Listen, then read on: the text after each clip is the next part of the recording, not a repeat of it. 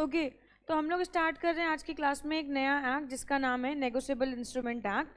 And इसकी जो weightage है वो 15 से 20 नंबर में आपको मिलेगी यार, है ना। तो 15 से 20 नंबर की वेटेज है, छोटा सा पिद्दू सा एक्ट है और आपको अच्छा स्कोर करने का मौका मिल जाएगा, है ना। और बहुत आसान भी है, बहुत मुश्किल नहीं है यार, है ना। तो चलो स्टार्ट करते हैं। सबसे पहले बात करते हैं नेगोशिएबल इंस्ट्रूमेंट की। नेगोशिएबल इंस्ट्रूमेंट एक्ट ये है क्या। बेसिकली हम लोग हमारे सिलेबस में जितने भी एक्ट हैं वो सारे के सारे क्या है, कमर्शियल लॉ है ना। कमर्शियल लॉ का मतलब होता है कमर्शियल ट्रांजेक्शन्स को फैसिलिटेट करने के लिए हम लोगों ने जो लॉज बना रखे हैं वो हमारे कमर्शियल लॉ कहलाते हैं, ठीक है। अब ये जो एक्ट है ये हमारा कमर्शियल लॉ है, यानी कमर्शियल ट्रांजेक्शन को फैसिलिटेट करेंगे। तो मुद्दा ये आता है कि मैम कमर्शियल ट्रांजेक्शन क्या है, तो सेल करना, परचेज करना, ये सब हमारे लिए क्या है, ये कमर्शियल ट्रांजेक्शन है हमारे लिए।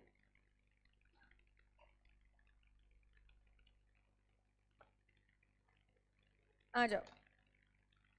ओके, तो सबसे पहले हम ना इसका मीनिंग समझेंगे। द नेगोशिएबल इंस्ट्रूमेंट, है ना। तो what is the meaning of negotiable. Negotiable का मतलब होता है कोई भी चीज़ जो ट्रांसफरेबल होती है उसके लिए हम लोग वर्ड यूज करते हैं नेगोशिएबल, है ना। कोई भी चीज़ जो one person to another person easily transfer हो जाए, इजिली ट्रांसफर हो जाए, मतलब कोई रिस्ट्रिक्शंस नहीं होनी चाहिए, कोई कंडीशन नहीं होनी चाहिए। तो कोई भी ऐसे डॉक्यूमेंट जो one person to another easily transferable होंगे उनको हम लोग बोलेंगे कि ये जो डॉक्यूमेंट्स हैं या ये जो इंस्ट्रूमेंट है ये क्या है, नेगोशिएबल है। अच्छा, दूसरा वर्ड यहाँ पे आता है इंस्ट्रूमेंट का मतलब क्या है। नेगोशिएबल का मतलब ट्रांसफरेबल एंड इंस्ट्रूमेंट का मतलब क्या है। तो यहाँ पे मैं एक चीज़ आप लोगों को बता दूँ, आ जाओ यार। देखो ऐसा है ना कि मैं आपको बताने जा रही हूँ कि what is the meaning of instrument. Instrument का मतलब क्या होता है, तो मैं आपको ना पहले 3 बातें सिखा दूँ।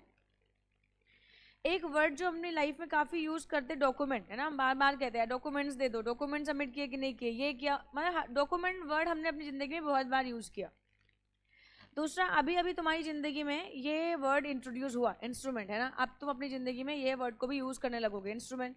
एंड जब थोड़े से बड़े बच्चे हो जाओगे ना तो आप काफ़ी यूज़ करोगे इस वर्ड को भी, डेट, है ना। ये डेट साइन हुई कि नहीं हुई, वो डेट साइन हुई कि नहीं साइन हुई, है ना। तो अभी ये 3 वर्ड को हम अपनी ज़िंदगी में यूज़ करेंगे। इसको तो तुम लोग काफ़ी यूज़ करते हो। सबसे पहले मैं इसका मतलब बता देती हूँ, what is the meaning of document. Sir document का मतलब होता है कि कोई भी पेपर हो, पेपर समझते हो ना तुम लोग यार, ये पेपर है और इस पेपर पे कुछ लिखा हुआ है, इस पेपर पे कुछ, ये पेपर है, इस पे कुछ लिखा हुआ है और इसका कोई मीनिंग है, मतलब इसका कोई अर्थ निकल रहा है। मतलब कुछ भी नहीं होना चाहिए कि हमने ऐसे से गुजा दिया और बोला कि यार ये देखो यार ये डॉक्यूमेंट, नहीं। ये पेपर होना चाहिए और पेपर पे कुछ भी लिखा है तो ये क्या बन जाएगा, हमारे डॉक्यूमेंट। तो इसका मतलब पेपर प्लस ये क्या होना चाहिए, रिटन होना चाहिए, इस पर कुछ लिखा होना चाहिए, प्लस उसका कोई ना कोई क्या निकलना चाहिए, उसका कोई ना कोई मीनिंग निकलना चाहिए। आई बात समझ में। तो इसका मतलब है ये हमारे लिए क्या कहलाएगा, डॉक्यूमेंट कहलाएगा। अच्छा, अब इंस्ट्रूमेंट की बात करते हैं। तो अब डॉक्यूमेंट समझ में आ गया ना, तो मैं यहाँ पे लिखती हूँ, अभी अभी मैंने आप लोगों को सिखाया, अभी अभी मैंने आप लोगों को ये बात सिखाई है कि डॉक्यूमेंट क्या है, तो मैं यहाँ पे डॉक्यूमेंट लिख दूँ।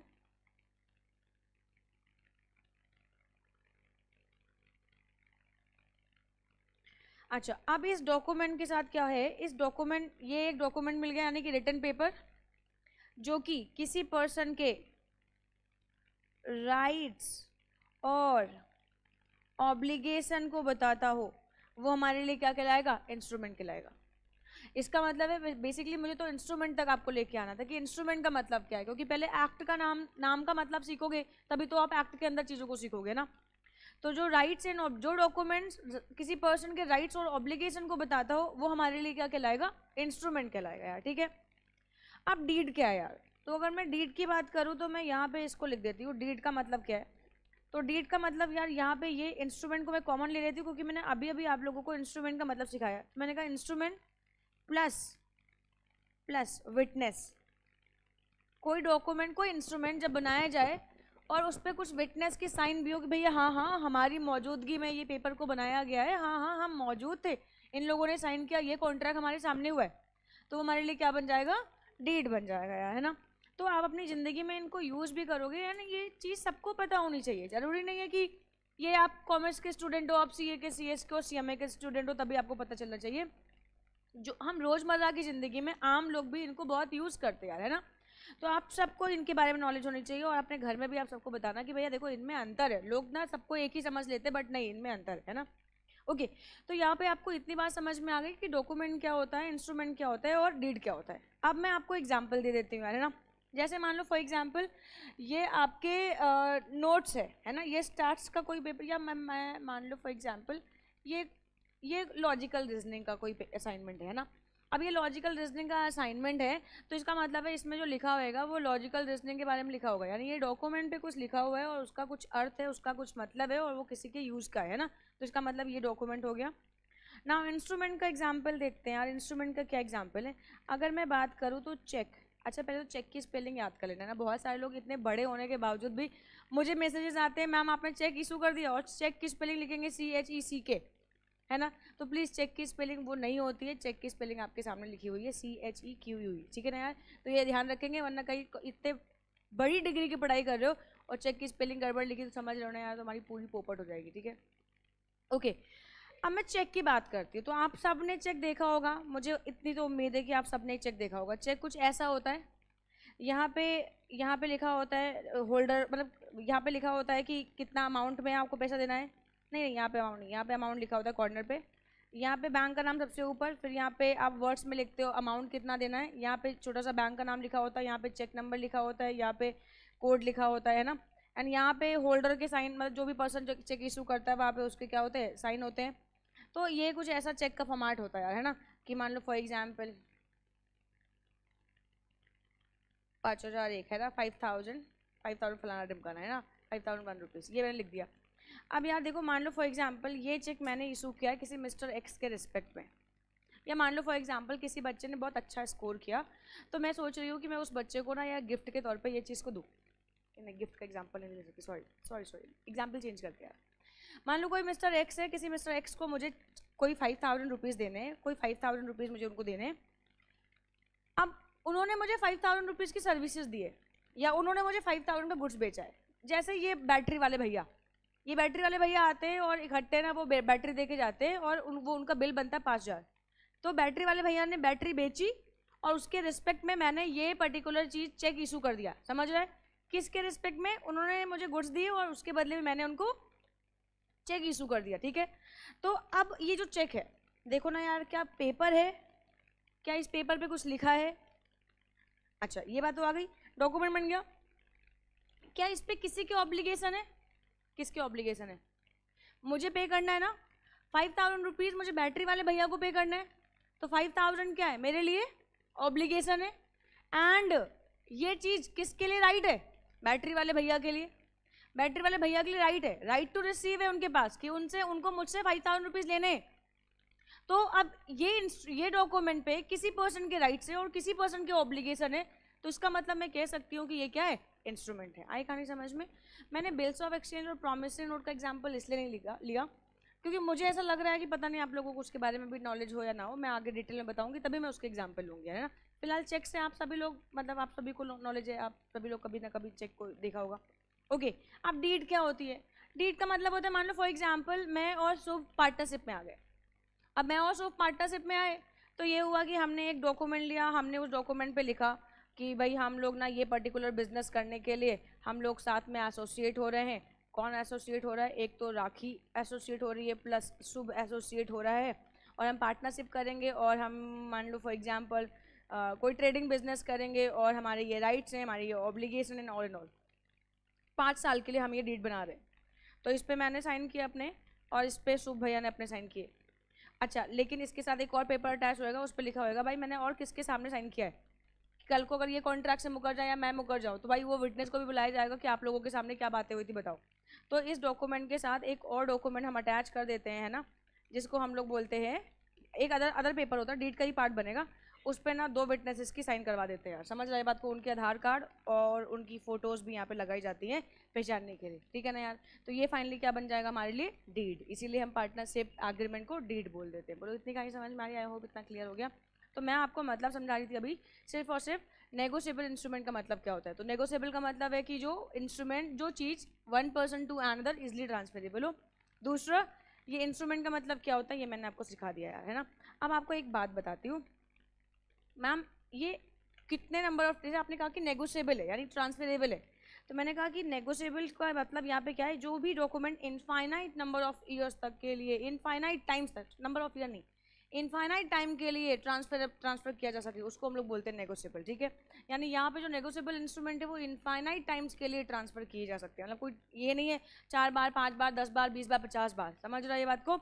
अब आप इनफाइनाइट नंबर ऑफ टाइम इसको ट्रांसफर कर सकते हो, वन पर्सन टू अनदर कर सकते हो, समझता है ये बात को यार। ओके तो अब हम लोग चैप्टर स्टार्ट करते हैं फिर यार, है ना। अब चैप्टर में आपको क्या बताएंगे यार, है ना। चैप्टर में आपको सीखना क्या, तो ये हमारे इंस्टीट्यूट ने ऑलरेडी यहाँ पे बना रखा है कि कितना तुम्हारे पास कॉन्सेप्ट है, कितना कंटेंट है जो तुम्हें रिटेन करना है, पढ़ के जाना है। सबसे पहले नोट्स, बिल्स ऑफ एक्सचेंज और चेक के बारे में हम पढ़ेंगे कि वो क्या होते हैं, इनके कैरेक्टरिस्टिक क्या होते हैं। फिर देखेंगे मोड्स ऑफ नेगोशिएशन कि अगर one person to another person हम नेगोशिएबल को ट्रांसफर कराते हैं तो कितने मोड होते हैं, है ना। By delivery, by endorsement and delivery, है ना। तो कई तरीके के मोड आप सीखोगे यहाँ पे। प्रेजेंटमेंट, आप इंस्ट्रूमेंट को कैसे प्रेजेंट करोगे, जैसे मान लो फॉर एग्जांपल मैंने आपको चेक इशू किया, तो प्रेजेंटमेंट के क्या नियम है, कब तक आपको चेक बैंक के पास प्रेजेंट कर देना है और चेक को कैसे कैसे प्रेजेंट करना है, ठीक है। तो प्रेजेंटमेंट्स के नियम पढ़ेंगे एंड रूल्स ऑफ कॉम्पेंसेशन कि अगर कोई पर्सन है और वो डिफॉल्ट करता है तो किस तरीके से उसको कॉम्पेंसेट करना है। यानी कि छोटू सा एक्ट है, 4 कॉन्सेप्ट ही पढ़ने, और देखो 4 कॉन्सेप्ट में अगर आप इतना अच्छा स्कोर करके जाते हो तो मुझे लगता है कि बहुत अच्छा यार, है ना। ओके तो हम लोग सबसे पहले बात करने जा रहे हैं अब यहाँ पे नेगोशिएबल इंस्ट्रूमेंट की, है ना। नेगोशिएबल इंस्ट्रूमेंट की मैं बात करूँ तो वैसे तो जैसे इंडियन कॉन्ट्रैक्ट आप पढ़ते हो, सेल्स ऑफ गुड्स एक्ट पढ़ते हो, है ना, पार्टनरशिप पढ़ते हो, तो आपको सेक्शन 2 में डिफाइन किया जाता है डेफिनेशंस और उसमें मीनिंग बताई जाती है चीज़ों की। बट नेगोशिएबल इंस्ट्रूमेंट में ऐसा सेक्शन 2 में ऐसा कुछ आप पढ़ने को नहीं मिलता आपको, है ना। तो नेगोशिएबल इंस्ट्रूमेंट की डेफिनेशन इस एक्ट ने डिफाइन नहीं करी, बट सेक्शन 13 में जाके नेगोशिएबल इंस्ट्रूमेंट एक्ट के सेक्शन 13 में जाके इन्होंने लिखा कि नेगोशिएबल इंस्ट्रूमेंट मीन्स इंस्ट्रूमेंट जो कि जिसमें इंक्लूड करते हैं हम bills of exchange, promissory note और चेक को, इसके अलावा और कुछ भी डिफाइन नहीं किया। यानी कि यहाँ पे आप एक ऐसा एक्ट आप पढ़ रहे हो जिसमें सेक्शन 2 में डेफिनेशन नहीं लिख रखी है, जिसमें नेगोशिएबल इंस्ट्रूमेंट को डिफाइन किया है कहाँ पे, सेक्शन 13 में डिफाइन किया है ना। और क्या कहा कि negotiable instrument includes promissory note, bills of exchange and cheque. बोलो इतनी कहानी समझ में आ रही है, मजे मजे चल रहे, कोई दिक्कत नहीं है। ओके अब बात करते हैं यहाँ पे essential characteristic of negotiable instrument. जैसे अब आप अपने दिमाग में चेक को इमेजिन कर लेना और देखना कि वो फीचर्स इसमें आ रहे हैं या नहीं आ रहे हैं ना। क्योंकि आप लोगों को ये प्रैक्टिकली समझ में आना चाहिए, ऐसा होता है, रटने से काम नहीं चलेगा। आप समझ लोगे तो आपको रटना नहीं पड़ेगा, आप एग्जाम में खुद ही करके आ जाओगे ना। सबसे पहली बात, it is necessarily in writing, ये तो लिखना नहीं चाहिए। ये क्यों नहीं लिखना चाहिए बताओ, इंस्ट्रूमेंट की बात हो रही है ना। अब आप बुद्धू बच्चे नहीं रह गए ना, अब तो आपको पता है ना इंस्ट्रूमेंट का मतलब ही होता है रिटन पेपर होएगा तभी तो इंस्ट्रूमेंट बनेगा आगे चल के। तो मुझे नहीं लगता है कि ये कैरेक्टरिस्टिक पढ़ानी चाहिए, क्योंकि इंस्ट्रूमेंट का मतलब ही होता है कि कोई भी ऐसी चीज जो पेपर पे रिटन है, समझ रहे हैं। बट पहली कैरेक्टरिस्टिक लिख रखी है, तुमने भी अपना आंसर लंबा करने के लिए लिख देना यार, समझता है बात को यार। तो क्या कहते हैं पहली कैरेक्टरिस्टिक क्या है, it is necessarily in writing, ये राइटिंग में होना चाहिए। दूसरा, इट शुड बी साइन। देखो अगर साइन नहीं करोगे भाई, अगर मान लो मैंने मिस्टर बैटरी वाले भैया को 5,000 का चेक दिया, अब अगर चेक पे मैं साइन नहीं करूंगी तो इसका मतलब मैंने अपने ऑब्लिगेशंस को एक्सेप्ट ही नहीं किया। तो ऑब्लिगेशन को एक्सेप्ट करने के लिए या किसी पर्सन को राइट्स देने के लिए ऑफ कोर्स आपको डॉक्यूमेंट पे साइन करना पड़ेगा, तो इट शुड बी साइन। तो ये सबसे पहली बात क्या, it must be in writing. दूसरा क्या है, and should be sign. Freely transferable, ओ ये वाली कैरेक्टरिस्टिक भी बेकार ही चली गई, क्योंकि नेगोशिएबल इंस्ट्रूमेंट में आपको पहले ही एक्ट का मतलब सिखा चुकी हूँ कि जो चीज one person to another person freely transferable है वही तो नेगोशिएबल है। तो इसका मतलब है ये भी लिखा हुआ है सिर्फ आंसर को लेंदी बनाने के लिए, लेकिन अगर नेगोशिएबल इंस्ट्रूमेंट है तो कॉमन सेंस ये 3 कैरेक्टरिस्टिक तो आ ही जाएंगी इसमें। इतनी कहानी समझ में आती। Holders title is free from defect ना। यहाँ पे ना हम लोग ना 2 सेक्शन को डिस्कस करेंगे। एक section 8 of the negotiable instrument जो कि बात करता है बेटा होल्डर के बारे में, और एक मैं बात करूंगी सेक्शन 9 जो कि बात करता है HDC के बारे में, होल्डर इन ड्यू कोर्स के बारे में। समझ रहा है ये बात को यार। तो मैं यहाँ पे ना 2 चीज़ों के बारे में बात करने वाली हूँ, एक HDC और एक होल्डर इन ड्यू कोर्स, ठीक है। होल्डर मीन्स जो पर्सन किसी नेगोशिएबल इंस्ट्रूमेंट को होल्ड करता है वो होल्डर। एंड इस पूरे एक्ट में एक बात लिखी हुई है, holder in due course. Holder in due course का मतलब होता है एक ऐसा पर्सन जिसने किसी नेगोशिएबल इंस्ट्रूमेंट को ऑप्ट किया है। अगर मान लो मैंने किसी पर्सन को कोई नेगोशिएबल इंस्ट्रूमेंट दिया, यानी बैटरी वाले भैया को दिया, मैं बैटरी वाले भैया को नाम दे देती हूँ एक्स, ठीक है। अब मैंने इनको ये नेगोशिएबल इंस्ट्रूमेंट क्यों इशू किया है? मैंने फॉर कंसिडरेशन इशू किया है ना,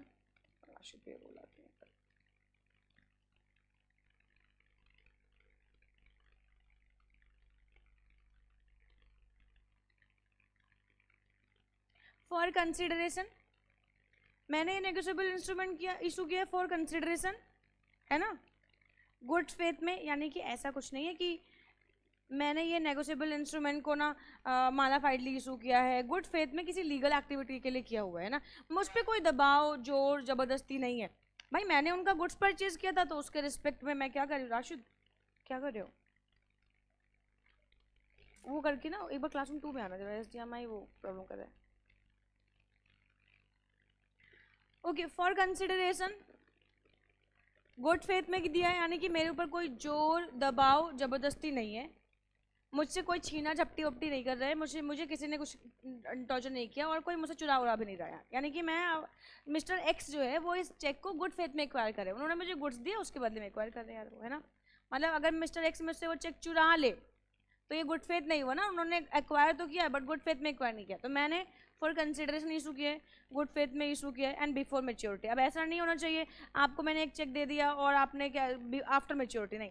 तो मैं मिस्टर एक्स के रिस्पेक्ट में बात कर रही हूँ। मिस्टर एक्स ने अगर इस चेक को रिसीव किया है फॉर कंसिडरेशन, मिस्टर एक्स ने इस चेक को रिसीव किया है गुड फेथ में, मिस्टर एक्स ने इसको रिसीव किया बिफोर मेच्योरिटी, अगर ये 3 कंडीशन एक साथ फुलफिल होती है तो इस पर्सन को हम लोग बोलते हैं HDC। एंड HDC ना वो पर्सन होता है ना, जैसे हम लोग गंगा में डुबकी लगाते हैं और हम पवित्र हो जाते हैं, ठीक वैसे ही अगर कोई पर्सन ये 3 कंडीशन को फुलफिल कर देता है तो वो एक पवित्र आत्मा है और उसके बाद जो इंस्ट्रूमेंट है वो एकदम गुड है, उसमें किसी भी प्रकार का कोई डिफेक्ट नहीं है। आई बात समझ में? तो इसको बोलते हैं होल्डर इन ड्यू कोर्स, ठीक है ना यार। अगर आपको याद आ रहा हो, मैं सिविल्स ऑफ गुड्स एक्ट में आपको पढ़ाया था Nemo that code non habit के एक्सेप्शंस, उसमें नॉन ओनर भी गुड्स को टाइटल ट्रांसफर कर सकते हैं, है ना। और टाइटल जबकि कुछ गड़बड़ था फिर भी ट्रू टाइटल ट्रांसफर हो जाता है, ठीक वैसे यहाँ पे भी है कि यहाँ पे अगर किसी पर्सन ने किसी नेगोशिएबल इंस्ट्रूमेंट को चेक ही नहीं, bills of exchange promissory note को भी अगर इन 3 कंडीशंस के साथ एक्वायर किया है तो वो पर्सन का टाइटल क्या होएगा? एकदम गुड होएगा, एकदम गंगा की तरीके से आप पवित्र हो। समझ रहा है ये बात को यार? ओके, तो पहली कैरेक्टरिस्टिक आ गई नेसेसरली इन राइटिंग। मुझे तो हंसी आती है ये बात पे कि इंस्टीट्यूट उसको क्यों लिखता है। It should be sign, again फिर से हंसी आ रही है यार। एंड फ्रीली ट्रांसफरेबल, इस पर भी हंसी आ रही है ना। फिर आता है इट इज फ्री ट्रांसफरेबल में, okay. Holders title is free from defect, लेकिन बेटा जा रहा है राशि आएगा, देखो जा रहा है, बोलो कि बार बार प्रॉब्लम कर रहा है, मुश्किल किसको लेके जा रहे हो? Okay, holder titles free from defect, तो मैंने इसका मतलब आपको बता दिया है। आगे चल के ना ये बातें आप लोग वहाँ पे सीखोगे कि फ्री फ्रॉम डिफेक्ट कैसे होता है। तो उसमें ना 3 बातें मैंने आपको बताई, वो 3 बातें फुलफिल होनी चाहिए तभी फ्री होएगा।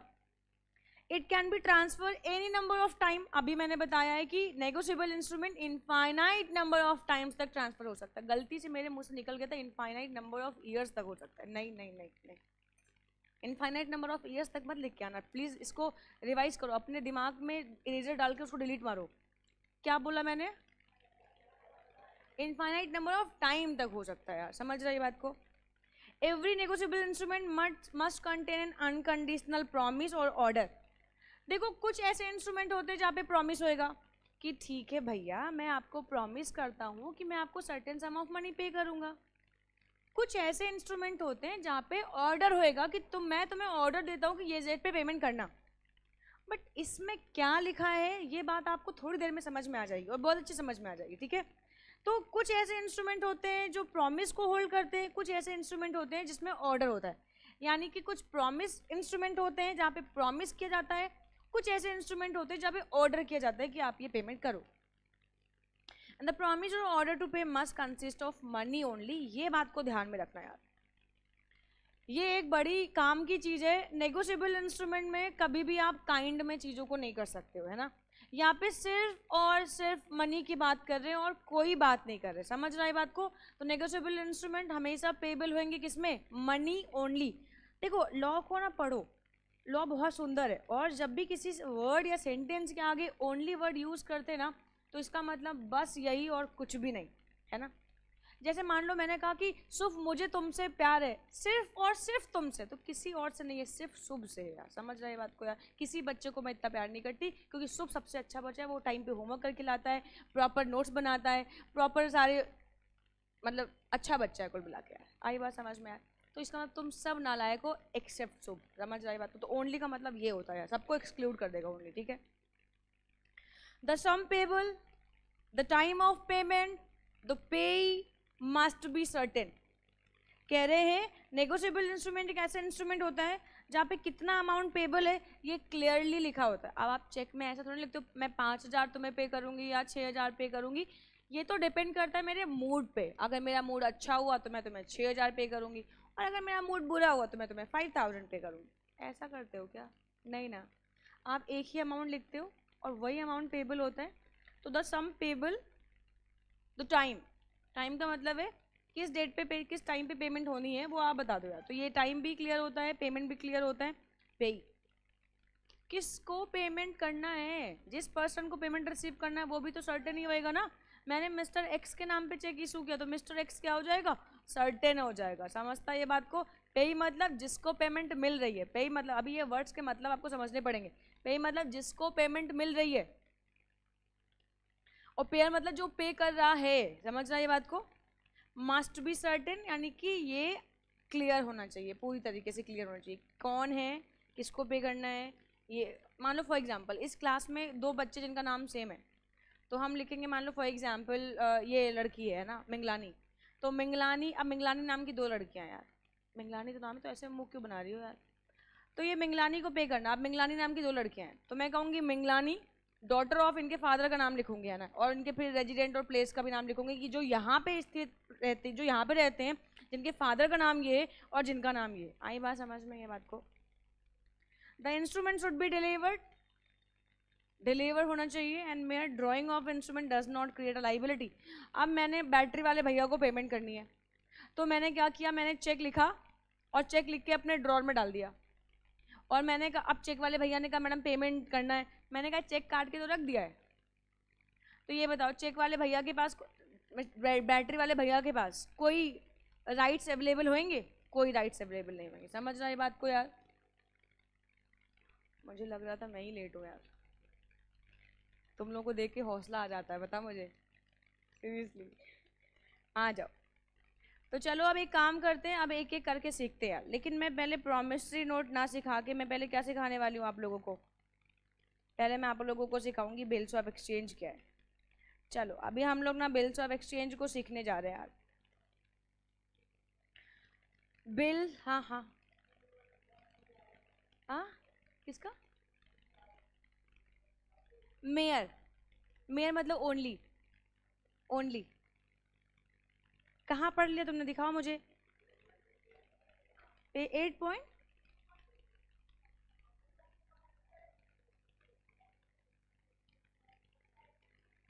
जय जय, ओ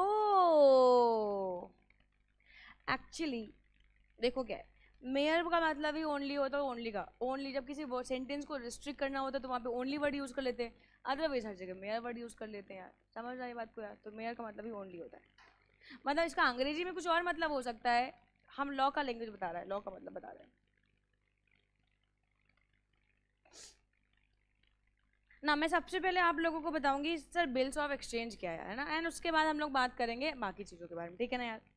तो बिल्स ऑफ एक्सचेंज की बात करते हैं, तो अब एक एग्जांपल ले लेते हैं, क्योंकि ये एक ऐसा एक्ट है ना जिसमें बच्चों को प्रॉब्लम रहती है, लेकिन अगर कोई बहुत अच्छे से कॉन्सेप्ट क्लियर कर दे तो कभी प्रॉब्लम नहीं आएगी। अब सुनेंगे ध्यान से सर। देखो मैंने आपसे आते ही कहा था बच्चों हम लोग आज पढ़ने जा रहे हैं नेगोशिएबल इंस्ट्रूमेंट, जो कि एक कॉमर्शियल एक्ट है, यानी कि जो कॉमर्शियल ट्रांजेक्शन को फैसिलिटेट करता है। तो अभी कॉमर्शियल ट्रांजेक्शन का एग्जांपल लेते हैं क्योंकि इसी में इसको यूज ही करना है हमें। देखो मान लो एक मिस्टर सेलर है और एक मिस्टर बायर है। अब बायर सेलर के पास गया, इसको कुछ गुड्स परचेज करने थे, बट बायर के पास अभी पैसे नहीं है। लेकिन ये मिस्टर बायर कह रहे हैं देखो मिस्टर सेलर, आप मुझे आज उधारी दे दो, मैं इसको फर्दर जाऊंगा और मार्केट में सेल करूंगा इसकी। अब तुमसे मैं ये परचेज करूंगा, मैं मार्केट में जाके सेल करूंगा, हमको पैसा मिलेगा और फिर हम वो पैसा तुम्हें दे देंगे यार। तो मिस्टर सेलर कहते हैं लेकिन पता नहीं तुम आओगे कि नहीं आओगे यार, हमको तुम्हारे ऊपर भरोसा नहीं है, हम तुम्हें गुड दे दें और फिर तुम उसके बाद आओ ही मत, फिर हम तुमसे मांगने जाए तो तुम हमको पहचानो ही नहीं। अब बड़ी समस्या है, अब दोनों सेलर और बायर सोच रहे हैं क्या किया जाए।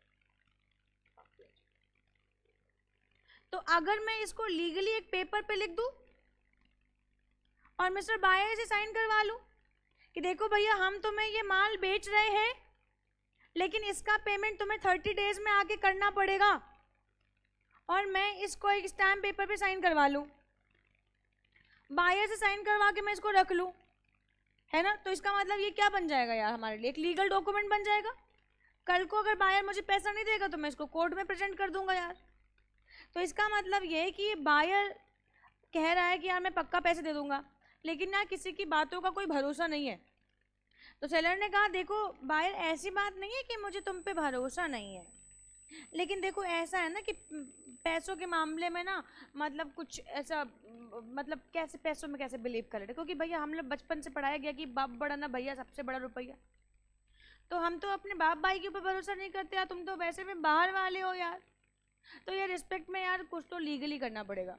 देखो ऐसा नहीं भाई, मेरे पास भी जो माल रखा हुआ है मैं तो उसको बेचना ही चाहता हूँ, मैं तो चाहता हूँ बिक जाए, ठीक है आज नहीं मिलेगा पैसा 30 दिन के बाद मिल जाएगा, लेकिन फिर भी डर तो लगता है। ये सबको बहुत प्रैक्टिकली ऐसे बता रही हूँ, रियल लाइफ में ऐसी चीज़ें हो रही है ना, समझना उसको। बहुत फॉर्मल लैंग्वेज में यूज़ नहीं कर रही हूँ, क्योंकि फॉर्मल लैंग्वेज यूज़ करने से तुम्हें समझ में ना आए और मैं फॉर्मल लैंग्वेज यूज़ कर लूँ तो कोई मतलब नहीं यार। आप प्रैक्टिकल लाइफ में देखो ऐसा होता है। तो ये बायर गया उधारी पे माल लेने के लिए, सेलर ने कहा कि ठीक है मैं दे दूंगा उधारी पे माल, लेकिन एक काम करो तुम इस डॉक्यूमेंट पे साइन करोगे। तो बायर ने कहा क्या लिखा है इस पे? तो सेलर ने कहा इस पे लिखा हुआ है कि तुम मुझे मिस्टर बायर तुम मुझसे इतने रुपीस का माल परचेज कर रहे हो और तुम मुझे इस पर्टिकुलर डेट पे 30 डेज के बाद जो भी डेट आएगी इस पर्टिकुलर डेट पे तुम आके मुझे पैसा पे करोगे, इस बात का मैं तुम्हें ऑर्डर देता हूँ। समझ रहे हैं? और अब यहाँ पे इसको क्या करवा लिया, बायर से इसको एक्सेप्ट करवा लिया, यानी कि बायर ने, अभी एक्सेप्ट वर्ड यूज किया तुमने, बायर ने अपनी लाइबिलिटी एक्सेप्ट करी कि मैंने मिस्टर सेलर से गुड्स परचेज किया था और मैंने इनको कहा था कि इस पर्टिकुलर डेट पे मैं इनको पेमेंट करूंगा, आज से 30 दिन के बाद जो भी डेट आएगी मैं उस डेट पे इनको पेमेंट करूंगा। तो यस ऑफ कोर्स मैं करूंगा, मैं अपनी लाइबिलिटी एक्सेप्ट करता हूं। समझा ये बात को? और ये बन गया bills of exchange. Bills of exchange, bill, ये बिल है किसके बदले में? एक्सचेंज के बदले में। समझ रहा है कि भैया देखो हमने तुम्हें माल दिए, गुड्स दिए, उसके बदले में तुमने हमें ये बिल दिया है और ये बिल पे लिखा हुआ है कि तुम ये डेट पे आके पेमेंट करोगे, इसीलिए इसका नाम रखा बिल्स ऑफ एक्सचेंज। आई कहानी समझ में आया? तो एक सेलर बायर उधारी पे माल परचेज करे, इसको लिखा किसने? सेलर ने। लिखा किसने? एक्सेप्ट बायर ने किया है ना, लिखा किसने? सेलर ने। ठीक है ना? तो यहाँ पे ड्रॉर कौन हो गया? ड्रॉई कौन हो गया? पेयर कौन हुआ? पेयर कौन हो? जिसको पेमेंट करना है ना, कौन हुआ? बायर। पेई कौन हुआ? मतलब कुछ याद नहीं करना है, अगर याद करोगे सब भूल जाओगे, क्योंकि अभी प्रोमिसरी नोट में जज्बात बदल जाएंगे, चेक में फिर बदल जाएंगे पार्टीज। इसीलिए जो बिल को लिखे वो ड्रॉर। बिल किसने लिखा? सेलर ने। बिल किसने लिखा? सेलर ने। सेलर ने कहा ना भैया देखो ऐसा है, हमारी बात को तुमने एग्जांपल समझा नहीं ठीक से। सेलर ने कहा देखो भैया ऐसा है, भरोसा तो हम भी तुम्हारे ऊपर है, लेकिन नहीं अगर तुम कल को नहीं आए तो क्या होगा? कल को हम तुम्हारे पास पैसे मांगने गए और कल को तुमने पैसे देने से मना कर दिया तो हम क्या ही करेंगे? तो ये रिस्पेक्ट में सेलर ने कहा एक काम करो इस पे साइन कर दो। तो बायर कह रहा क्या? तो बायर ने लिखा होता तो बायर को पता होता ना क्या, तो किसने लिखा इसको? सेलर ने लिखा। तो सेलर ने इस पे लिखा है कि मिस्टर बायर हमने तुम्हें इतने का माल उधारी पे बेचा है, जिसके रिस्पेक्ट में मैं तुमसे इतना अमाउंट एक्सपेक्ट कर रहा हूँ, इतना अमाउंट तुम्हें पे करना है, और ये अमाउंट तुम 30 डेज के बाद जो भी डेट आएगी उस पर तुम मुझे पे करोगे, वेरी सिंपल, और आपको पे करना। बोलो कहानी समझ में आती है? तो ड्रॉर कौन, ड्रॉई कौन, पेयर कौन, पेयर कौन, पेयर मतलब जिसको पेमेंट करना है, और पेई कौन, पेई कौन, अभी भी बात नहीं बन रही, फिर से देखो, ड्रॉर कौन, ड्रॉई कौन, पेयर कौन, पेयर कौन, पेयर कौन, पेई कौन, समझा क्या?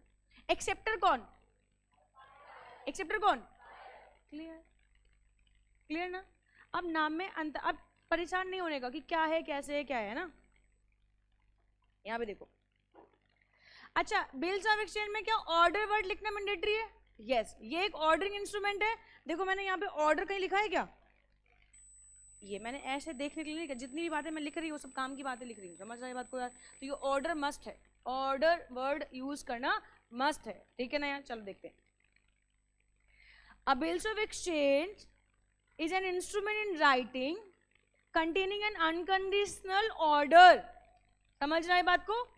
signed by the maker directing a certain person to pay a certain sum of money only to or to the order of to, अब यहाँ पे देखो ध्यान से, certain sum of money only to or to the order, या मान लो for example किसको पे करना है, जिसको लिखा है उसको पे करना है, या उसके ऑर्डर पे किसी और को पे करना है।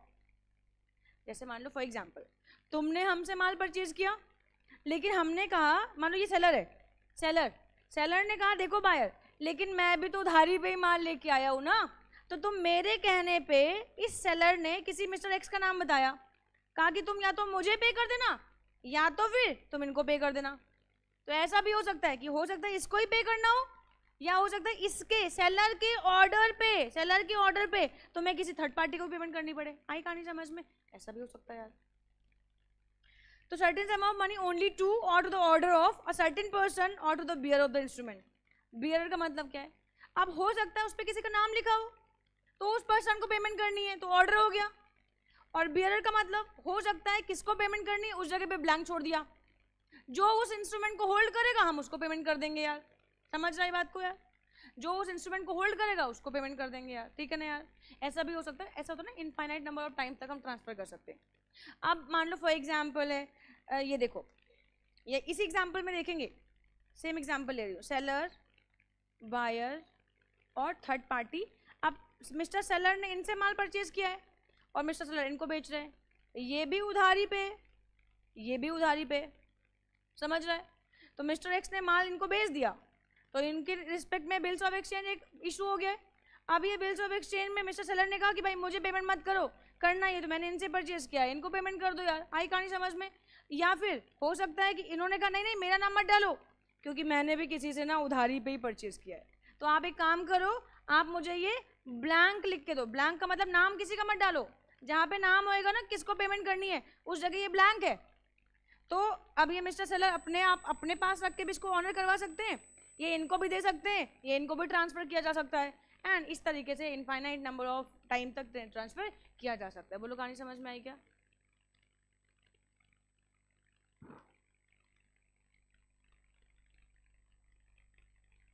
आ जाओ, parties to the bills of exchange. Sir drawer, the maker of the bills of exchange, drawee, the person directed by the drawer to pay is called the drawee. आई बात समझ में? तो अब यहाँ पे the person directed by the drawer to pay is called the drawee. तो drawer ने लिखा और ड्रॉई ने कहा और बायर के फेवर में लिखा कि तुम ये पेमेंट मुझे करोगे। देखो ड्रॉई मीन्स कौन? The person directed by the, जिस पर डायरेक्टेड मतलब ऑर्डर करना, द पर्सन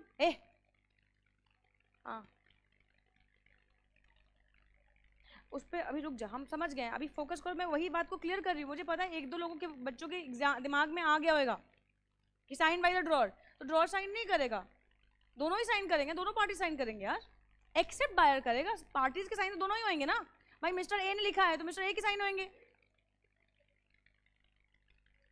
2 मिनट यहाँ समझ में यार, मैं एक कॉन्सेप्ट पढ़ाऊंगी, तुम दूसरे कॉन्सेप्ट को लेके फिर तुम वही रह जाओगी, फिर कॉन्सेप्ट समझ नहीं पाओगे। मेरे साथ साथ चलो प्लीज यार, बाद में डाउट्स होंगे तो मैं लूंगी यार।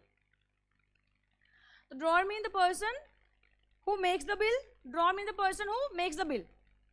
आप देखो यहाँ पे ध्यान समझो, ड्रॉई the person directed by the drawer, drawer ने जिसको ऑर्डर किया to pay is called ड्रॉई, and he is a person on whom the bill is drawn. तो बिल किसके ऊपर ड्रॉ करते हैं? बायर पे ना। बिल किस पे ड्रॉ किया? बायर पे ना। तो ड्रॉई कौन? He is the person on whom the bill is drawn. समझ रहा है ये बात को? On acceptance of the bill he is called an acceptor. तो ड्रॉई, ड्रॉई ही क्या बनेगा? एक्सेप्टर बन जाएगा। समझ रहा है बात को यार? तो यहाँ पे देख लो यार, ड्रॉई अभी जिसके ऊपर बिल लिखा गया या जिसको ऑर्डर किया गया है कि तुम मुझे पेमेंट करोगे, जिसके ऊपर बिल को लिखा गया है एंड जिसने उस बिल को एक्सेप्ट किया, बाद में वो क्या बन गया? Acceptor, and is liable for the payment of the bill. His liability is primary and unconditional. Primary and unconditional इसलिए लिखा है बिकॉज ये इंस्ट्रूमेंट ना ट्रांसफर भी हो सकता है, तो बहुत लोगों को ट्रांसफर हो सकता है ना। तो आप देखो ना ऐसे ट्रांसफर होएगा। ये है, यहाँ पे देख लो यार कि सेलर ने ये बायर को कहा कि मैं तुम बिल से ऑक्शन लिख रहा हूँ, इसने बिल भाई इसने एक्सेप्ट कर लिया बायर ने। अब बायर ने एक्सेप्ट किया तो इसके पास गया, अब इसने इसको कर दिया ट्रांसफर, इसने इसको कर दिया। अब सेलर, इसकी जिम्मेवारी है कि भैया पेमेंट होनी चाहिए, भाई सेलर की जिम्मेवारी कि मिस्टर एक्स को पेमेंट होनी चाहिए, एक्स की जिम्मेदारी है इसने जिसने उधार लिया था उसका पेमेंट होना चाहिए। तो यहाँ पे कहते हैं ठीक है, इसमें सेलर की भी देनदारी बन जाएगी किसके रिस्पेक्ट में? एक्स के रिस्पेक्ट में। भाई बायर की जिम्मेदारी किसके रिस्पेक्ट में? सेलर के रिस्पेक्ट में। और सेलर की जिम्मेदारी किसके है?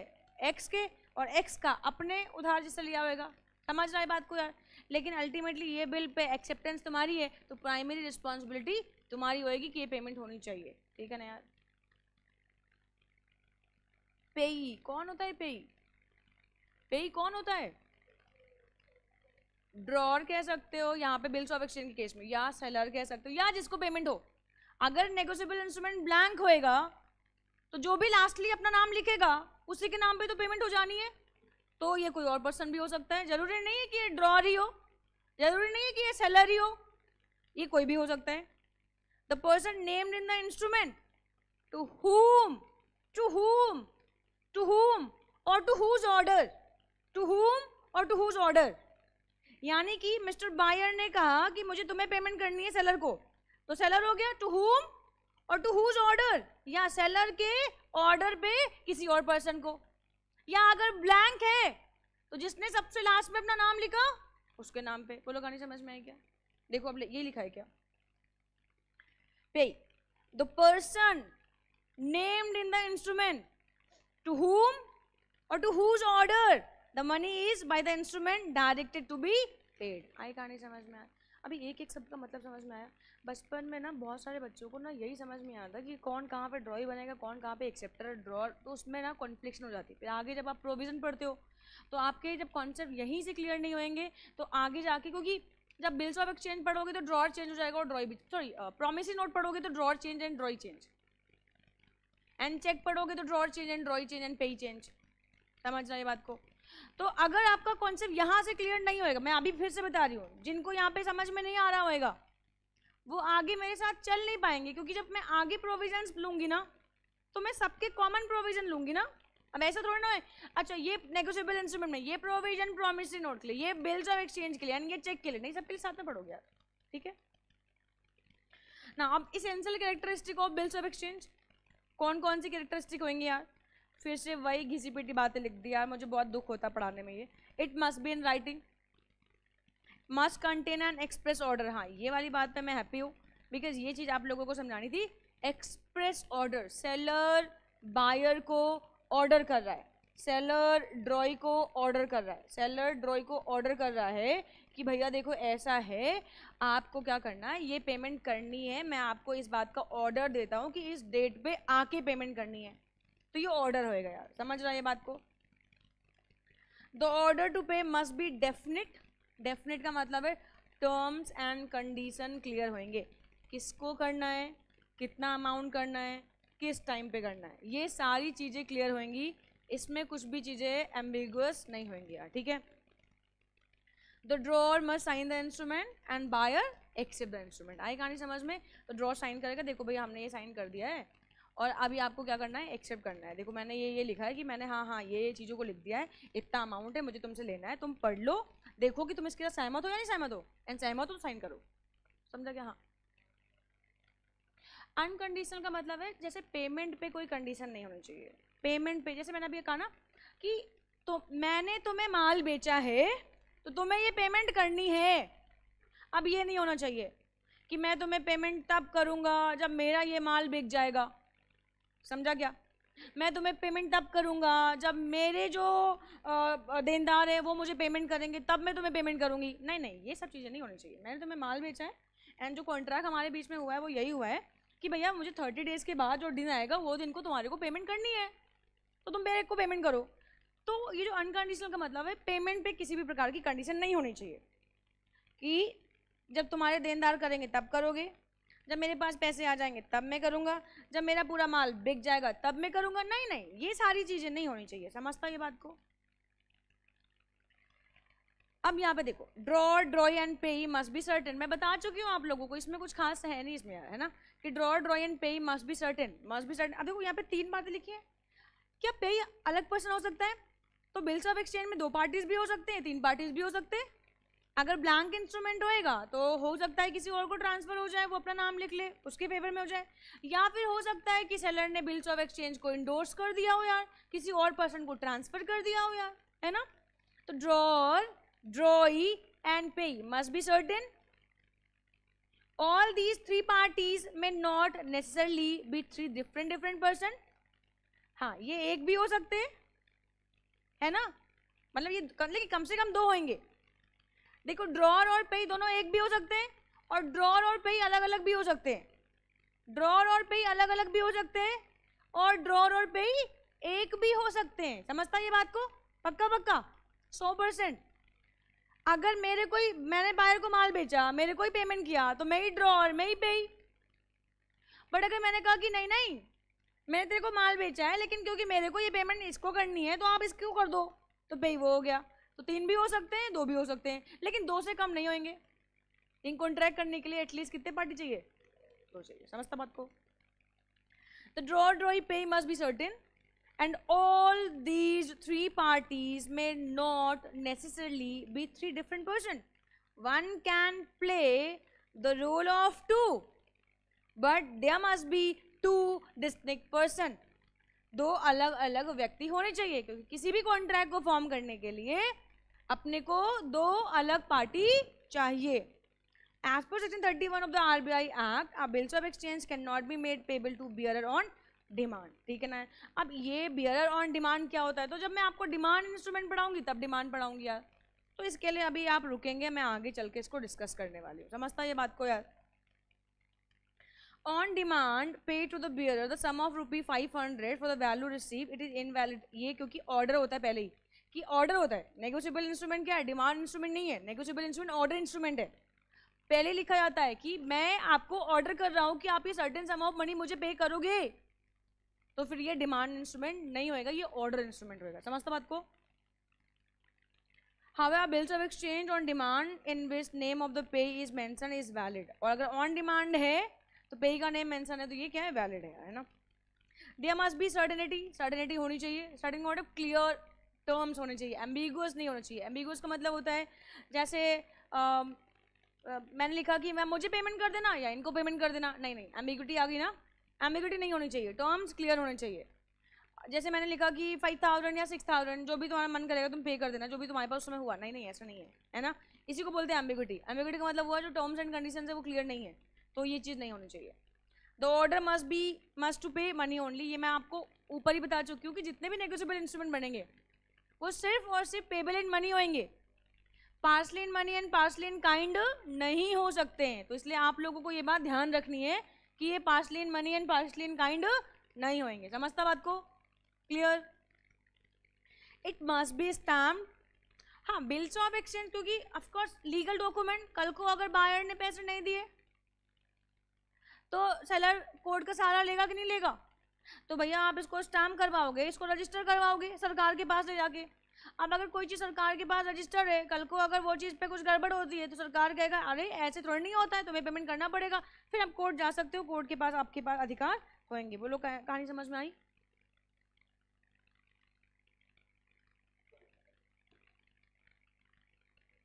आगे बढ़ते हैं। ये तो मैंने आपको बता दिया है ना, process of bills of exchange, पर देख लो है ना आपके बुक में मैथ में जो भी है सब देख लो यार। एक मिस्टर सैम है जो ड्रॉर है, ड्रॉर मतलब सैलरी होंगे यार, ये गुड्स सोल्ड आउट करेंगे। Sold goods to Mrs Rita. Oh drawer seller है, ड्रॉर ने गुड्स सोल्ड आउट किया किसको? रीता को। रीता क्या होएगी यहाँ पे? ड्रॉई हो जाएगी यार, तो ड्रॉई। अच्छा अच्छा, the BOE is delivered to Rita and is accepted by the buyer unconditionally। Unconditionally भी समझ में आ गया ना। अब बाद में रीता ये नहीं कहेगी अरे नहीं नहीं ऐसा नहीं होता है, आपने मुझे माल बेचा तो, लेकिन जब तक ये मेरा माल नहीं बिकेगा तो मैं आपको कहाँ से दूंगी यार, नहीं नहीं नहीं नहीं नहीं नहीं, देखो अगर मेरे पास पैसे हुए तो मैं तुम्हें 30 को पेमेंट कर दूंगी, अगर नहीं हुए तो यार उसके बाद थोड़ा सा टाइम मुझे और चाहिए होगा। ऐसे थोड़ा नहीं होता यार, कॉमर्शियल एंड लीगल ट्रांजेक्शन है यार, यहाँ पे फैमिली वाली बात थोड़ी ना कर रहे हैं यार कि चलो ठीक है ये कोई मूवी थोड़ी ना चल रही है, 6 बजे का शो छूट गया तो 7 बजे देख लेंगे, कोई दिक्कत की बात थोड़ी ना, ऐसा नहीं होना चाहिए। On maturity drawer presents the instrument to the drawee. ये होल्ड कौन करेगा? सेलर।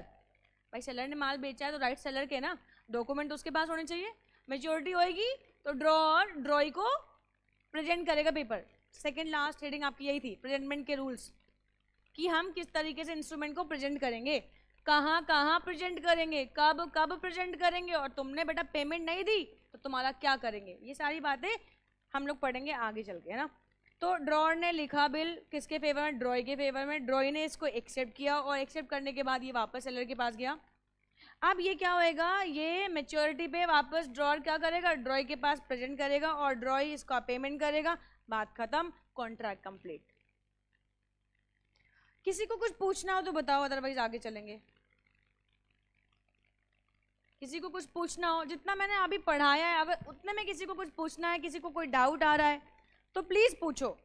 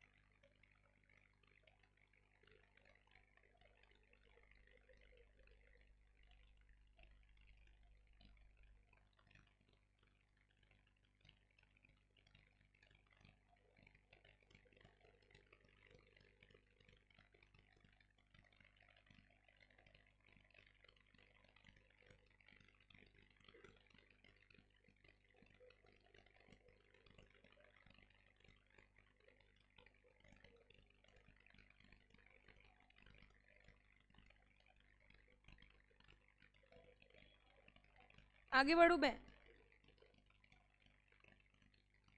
चलो फिर ना बात करते हैं अब हम लोग प्रॉमिसरी नोट की। प्रॉमिसरी नोट, अब ये प्रॉमिसरी नोट क्या होता है? अगेन वापस देखो,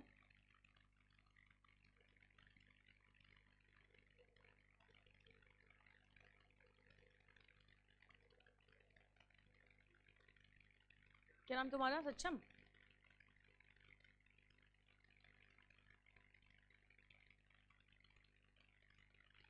सही है। तो सक्षम भैया क्या हुआ, एक मोबाइल की शॉप पे गए और इन्होंने एक मोबाइल देखा, इन्हें बड़ा पसंद आ गया, बट जो मोबाइल का प्राइस था वो 40,000 रुपीज़ था और भैया के पास अभी सिर्फ 20,000 रुपीज़ है। तो ये चाहते हैं कि यार मैं ये मोबाइल को घर भी ले जाऊँ, लेकिन अभी तो मेरे पास यार लेकिन इतने पैसे भी नहीं है यार। तो इन्होंने यार कहा कि क्या करूँ क्या करूँ क्या करूँ, कुछ समझ नहीं आ रहा क्या करूँ। तो इन्होंने ये सेलर के पास गए और सेलर से कहा कि देखो सेलर भैया, मैं आपको अभी तो 20,000 रुपीज़ पे कर देता हूँ, एंड जो रिमेनिंग 20,000 रुपीज़ है ना, ये जो 20,000 रुपीज़ है ये मैं अगर आपको कहो तो महीने महीने का पे कर दूं, मैं 2000 रुपीज, यार महीने का नहीं, सॉरी सॉरी सॉरी, मैंने कहा कि ये 2000 रुपीज मैं अगले महीने आके पे कर दूंगा। आज 1 तारीख को मैं आपसे ये मोबाइल ले जा रहा हूँ जिसमें 20,000 रुपये मैं दे जा रहा हूँ, अगले महीने की तारीख को मैं आऊँगा तो मैं आपको ये 20,000 रुपये भी दे दूंगा क्योंकि मेरे को एक को सैलरी मिल जानी है। तो सेलर ने कहा अच्छा ऐसा है, सेलर ने कहा ठीक है, लेकिन फिर से मैंने कहा ना वही बात यार कि कैसे भरोसा कर लिया जाए, है इनोसेंट है, अच्छा दिखता है, अच्छे घर का बच्चा है, लेकिन भरोसा किसी का किया जा सकता है क्या? नहीं। तो सेलर ने कहा लेकिन यार अगर तुम नहीं आए तो सेलर ने कहा अगर तुम नहीं आए तो बायर भैया ने क्या कहा, बायर भैया ने कहा अच्छा ये बात है, तुम्हें डर लग रहा है कि मैं नहीं आऊंगा, तो क्या होएगा, तो एक काम करता हूं, चलो मैं तुम्हें एक प्रॉमिसरी नोट दे देता हूं कि I promise to pay certain sum of money to mister mobile वाले भैया, उनका नाम लिखेंगे, उनके पापा का नाम लिखेंगे, ऐसे लिखेंगे ना कि मिस्टर एक्स को मैं पे करूंगा, है ना, सन ऑफ फलाना ढिमकाना, और मैं इस पर्टिकुलर डेट पे आऊंगा और ये इतना अमाउंट 20,000 रुपीज मैं पे कर दूंगा, इस बात की मैं जिम्मेवारी लेता हूं, जिम्मेवारी लेता हूं, अंडरटेकिंग, जिम्मेवारी लेता हूं। पेज इतना ही था, तो यहाँ पे साइन किया भैया ने और ये भैया ने साइन करके दे दिया, अभी यहाँ पे एक्सेप्टेंस नहीं आई, यहाँ पे साइन करके दे दिया कि मैं प्रॉमिस करता हूँ, यानी मैं अंडरटेकिंग ले रहा हूँ, मैं अपने ऑब्लिगेशन को एक्सेप्ट कर रहा हूँ कि मैंने तुमसे ये मोबाइल लिया है, इसकी वैल्यू 40,000 रुपीज़ है, 20,000 मेरे पास था जो मैंने आपको पे कर दिया है, अगले महीने की 1 तारीख को आके मैं ये 20,000 रुपीज़ तो मैं पे कर दूंगा। ड्रॉर कौन हुआ,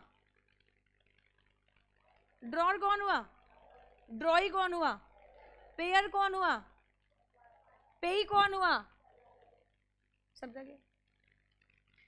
ओके, अब ये होल्ड कौन करेगा, होल्ड कौन करेगा, सेलर, वहां भी सेलर होल्ड करेगा क्योंकि सेलर का राइट है ना, जिसका राइट होएगा डॉक्यूमेंट उसी के पास होंगे, तो इसका राइट है, इसने सेलर ने होल्ड कर लिया। अब महीने की 1 तारीख आएगी, अगर ये पहुंच गए पेमेंट करने को तो तुमसे अच्छा कोई नहीं पहुंचे तो सेलर भैया इनके पास प्रेजेंट करेंगे कि ये देखो भैया तुमने ये प्रॉमिसरी नोट साइन किया था, चलो इसका पेमेंट निकालो, और जैसे ही उन्होंने प्रेजेंट किया इनको पेमेंट करनी पड़ेगी। आई कहानी समझ में, सिंपल, बहुत सिंपल। आओ देखें जरा, प्रॉमिसरी नोट ऊपर था ना, यहाँ कहीं था, ओ ये देखो, अ promissory note is an instrument in writing, लेकिन ये बैंक नोट नहीं होंगे। बैंक नोट क्यों नहीं होंगे, क्योंकि रिजर्व बैंक ऑफ इंडिया ने 2002 में ही इसको specifically by notification the official gazette ये बोल दिया था कि जो बैंक नोट है, करेंसी नोट है, ये प्रॉमिसरी नोट का पार्ट नहीं बनेंगे। उनको reserve bank of India act govern कर रहा है तो वो वहीं गवर्न होंगे, वो यहाँ नेगोशिएबल इंस्ट्रूमेंट में गवर्न नहीं होंगे, यही simple. Containing an unconditional, unconditional word, unconditional undertaking. आई कहानी समझ में।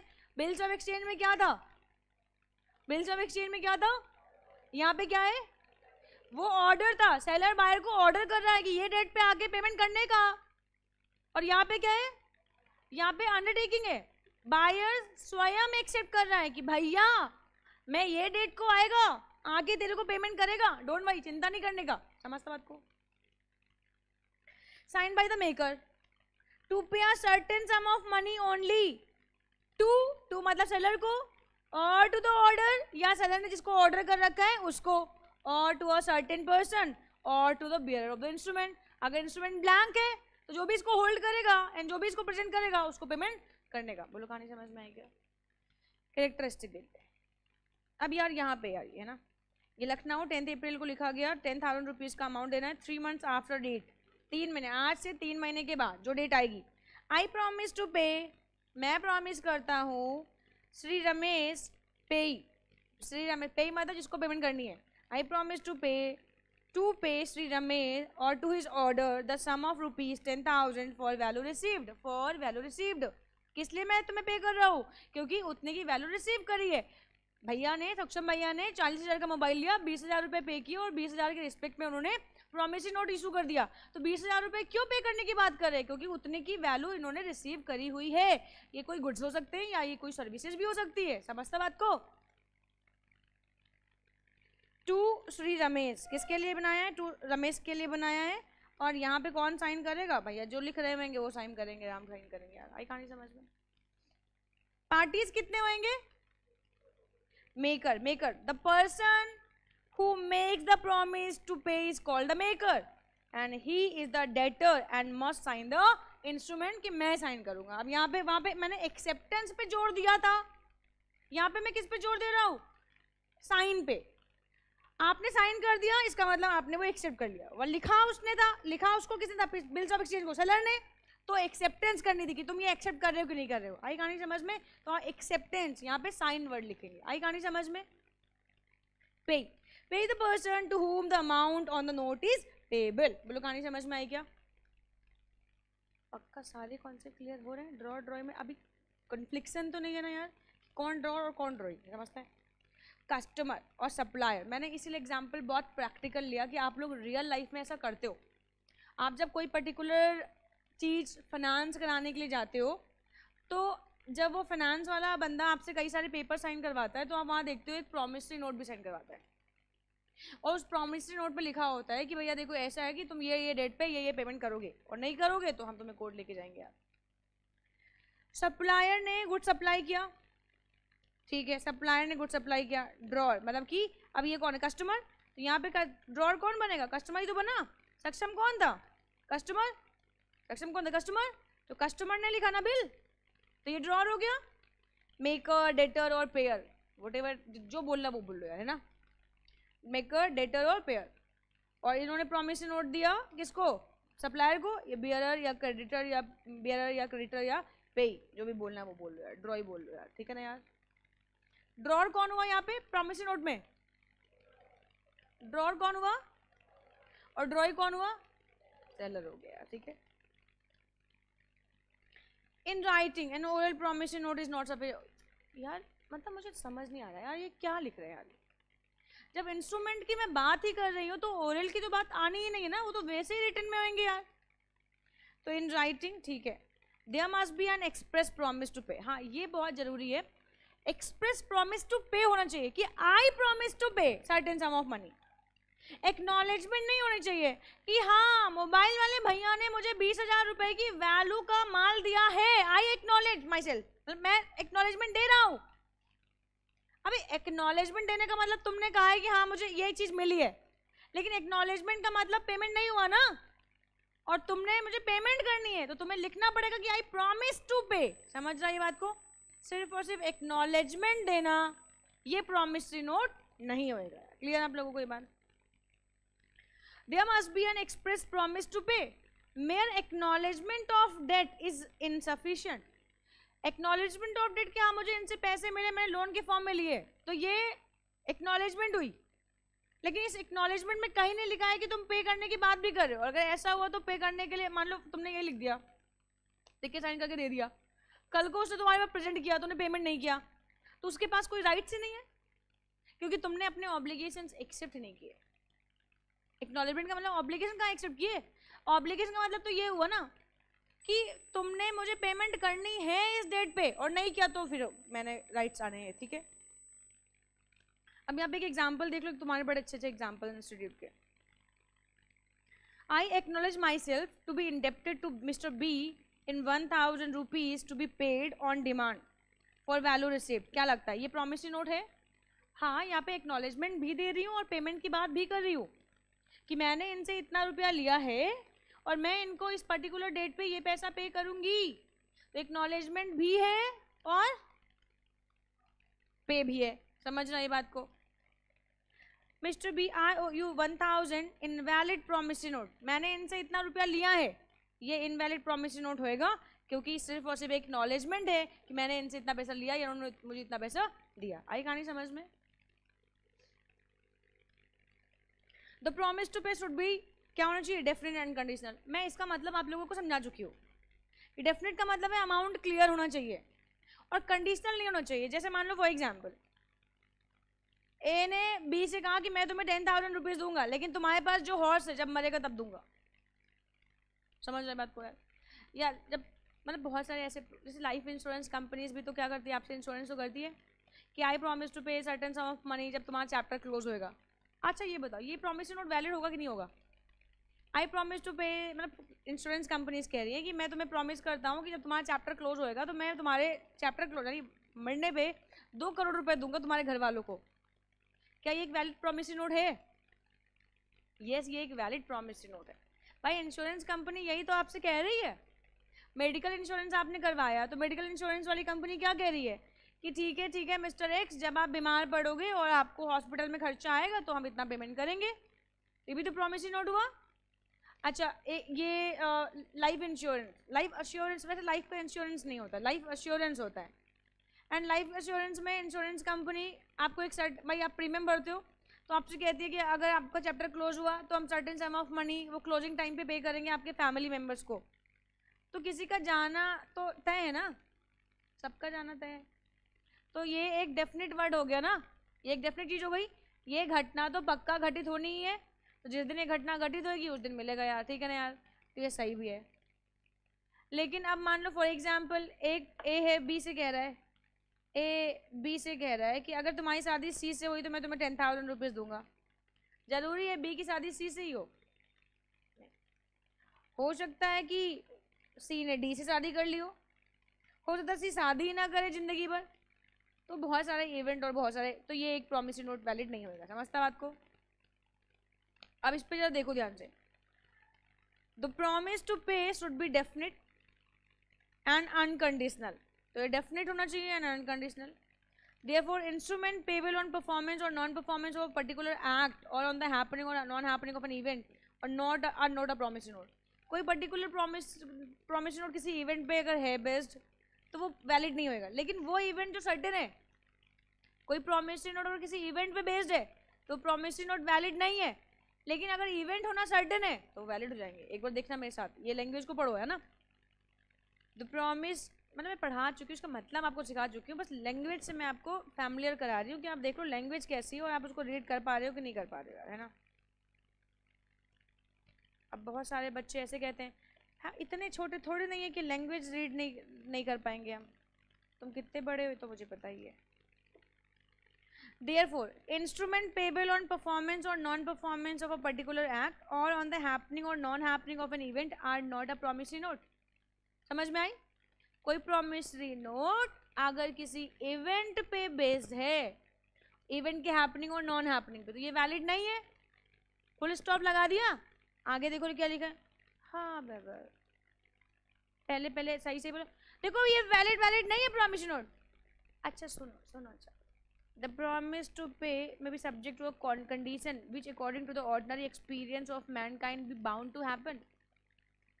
ऊपर सख्ती से लिख दिया कि कोई भी ऐसा इंस्ट्रूमेंट जो किसी इवेंट के हैपनिंग और नॉन हैपनिंग पे बेस्ड है वो इंस्ट्रूमेंट वैलिड नहीं होएगा। फिर लिखा अरे लेकिन हाँ सुनो कोई ऐसी घटना जिसका होना तय है वो इवेंट पे अगर बेस्ड कोई प्रॉमिसरी नोट होएगा तो वो वैलिड होएगा। मैं आपको एग्जांपल दे चुकी हूँ ऑलरेडी, समझ रहा है? दोनों को एग्जांपल, ए ने बी से कहा कि मैं तुम्हें 10,000 रुपीज दूंगा अगर तुम्हारी शादी सी से हुई, नहीं हुई बी, तो ये जरूरी नहीं है कि ये घटना हो, तो ये वैलिड प्रॉमिसरी नोट नहीं है। लेकिन इंश्योरेंस कंपनी ने ए से कहा कि तुम्हारा चैप्टर क्लोज होएगा तो मैं तुम्हें सर्टेन सम ऑफ मनी तुम्हारी फैमिली मेंबर्स को दूंगा, ये तय है, ये होएगा, तो ये एक वैलिड प्रॉमिसरी नोट होएगा। समझा क्या? अब कुछ एग्जाम्पल, वही example, I promise to pay B ₹500 7 days after my marriage with C। ऐसा ये कह रहा है, कोई आई कह रहा है। समझा क्या? क्या ये एक वैलिड प्रॉमिसरी नोट है? जरूरी है कि तुम जिसे सोच रहे हो उससे शादी हो? बचपन में हम सब सोचते हैं यार हमारी शादी इससे होगी यार, बाद में पता चलता हमारी शादी उससे नहीं किसी और से हो गई यार। एंड हिंदुस्तान में सबके साथ ऐसा होता है यार, है ना? आप लोगों को भी लगता होगा यार हमारी शादी इससे हो जाएगी, हमें पता है हम यार ऐसे कर ले जाएंगे, बाद में पता चलेगा ना यार 5 साल के बाद नहीं यार शादी तो इससे नहीं करनी किसी और से करनी है यार। समझा क्या?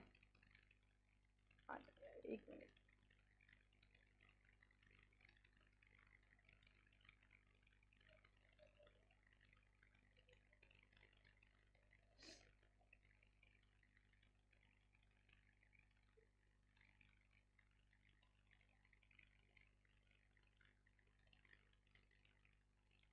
चलो, तो ये the promissory note is invalid as a marriage with the C may or may not happen.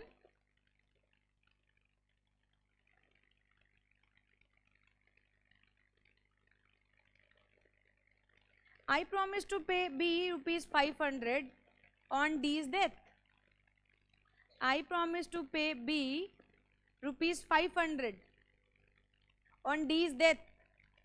As the death of D is certain, promise and unconditional, तो ये एक वैलिड promissory note होएगा क्योंकि डेथ का होना तो पक्का है. I promise to pay B rupees 500 on D's death, provided that, आगे कह रहे हैं जैसे ऐसे मान लो फॉर एग्जाम्पल एक मैं मिस्टर एक्स हूँ. अब मेरे अंदर, मुझे मत देखना यार तुम लोग, मुझे मतलब मैं अपना एग्जाम्पल लूंगी तुम लोग अजीब देखने लगते हो यार. मैं मिस्टर एक्स हूँ और मिस्टर एक्स प्रॉमिस कर रहे हैं मिस्टर वाई से कि मिस्टर वाई मैं तुम्हें 10,000 रुपीज पे करूंगा अगर मेरी दादी माँ की डेथ हो जाए और वो उसके बाद बहुत सारा खजाना छोड़ के जाए. समझ रहा है? तो डेथ होना तो सर्टेन है, बट खजाना छोड़ जाना ये सर्टेन है क्या? नहीं है ना. इसलिए प्लीज, मैंने पहले कहा था मुझे मैं सोचना मैं अपनी दादी माँ से बहुत प्यार करती हूँ और प्यार करती हूँ और करती रहूंगी. समझ रहे हो यार? और मैं अपनी दादी माँ के लिए ऐसी कोई बात नहीं कह सकती यार. ठीक है ना यार?